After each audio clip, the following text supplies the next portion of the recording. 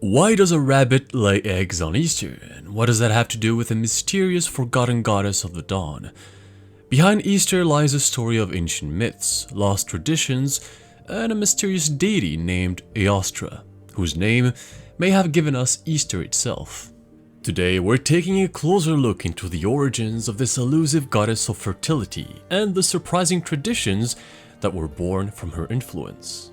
Many people believe that as Christianity gradually spread throughout Europe, it absorbed and adapted certain local pagan customs and practices to fit its own traditions. That's why some believe that Easter may have been influenced by pagan traditions, honoring a goddess named Eostre or Ostara.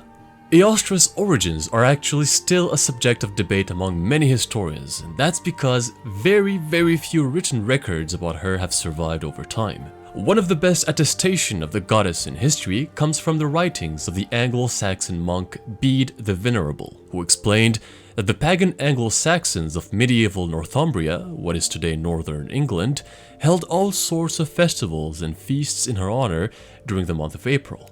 Except this very brief reference to Eostra, we have a second source about her that appeared 1,000 years later in 1835, from one of the brothers Grimm, the mythographer and storyteller Jacob Grimm. In his work, Dutch Mythologie, he highlights the link between the Anglo-Saxon goddess Eostra and Germanic religion in general. While the month of April was called Eostormonat in Anglo-Saxon, in German it was Ostermonat, from Old High German Ostara, or Easter in modern English. For him, this clearly suggested a pre-Christian goddess who may have been associated with the bright morning and the rising light. But aside from these two rather minimal sources of information about Eostra, we don't have many details about her role in pre-Christian traditions, which leaves a lot of room for theories and interpretations.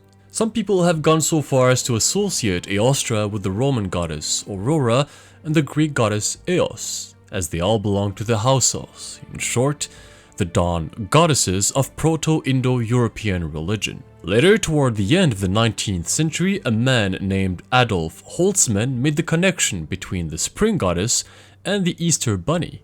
Everyone knows that hares and rabbits reproduce at a phenomenal rate. The phrase, "let's do it like bunnies," didn't come out of nowhere. So it's not surprising that these animals are often seen as natural symbols of fertility. A lot of cultures all around the world have associated these animals with reproduction and fertility, and the Germanic people were no different. And so, the association of rabbits with spring, and thus with the goddess Eostra, happened naturally. But then, where does the idea of a rabbit laying colorful eggs for Easter come from? Well, I'm sure you all know that rabbits don't actually lay eggs. It was again Adolf Holtzmann who had a theory that hares were actually birds a long time ago, because in modern German folklore, they did actually lay eggs. From this claim, many other sources have put forth modern legends to explain the transformation. One of these comes from the first volume of the Folklore Journal in 1883, which states that originally rabbits and hares were actually birds, and that the Germanic goddess Ostara, or Eostra, changed the animal into a quadruped. For this reason, the hares and rabbits, grateful for the goddess's gift, were able to lay eggs during Easter, the festival that honored her. This tradition of an egg-laying rabbit eventually made its way to America with the arrival of German immigrants who settled in the state of Pennsylvania. They brought with them the custom of children making little nests before going around and looking for eggs of different patterns and colors to put inside them. Over time, this tradition spread across the United States, and the legend of the Easter Bunny evolved to include chocolate, candy, and all sorts of gifts. In the end, we still don't know much about the spring goddess, or what her role was among the Germanic peoples and their mythology. It's really hard to know exactly how she was perceived or worshipped because of the lack of information.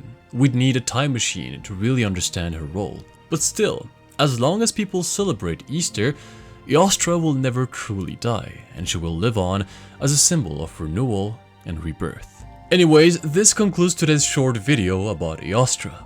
Thank you all for watching, and happy Easter to those who celebrate. Don't forget to subscribe if you haven't already to not miss the next videos, and feel free to leave a comment below. With that, I'll see you all next time.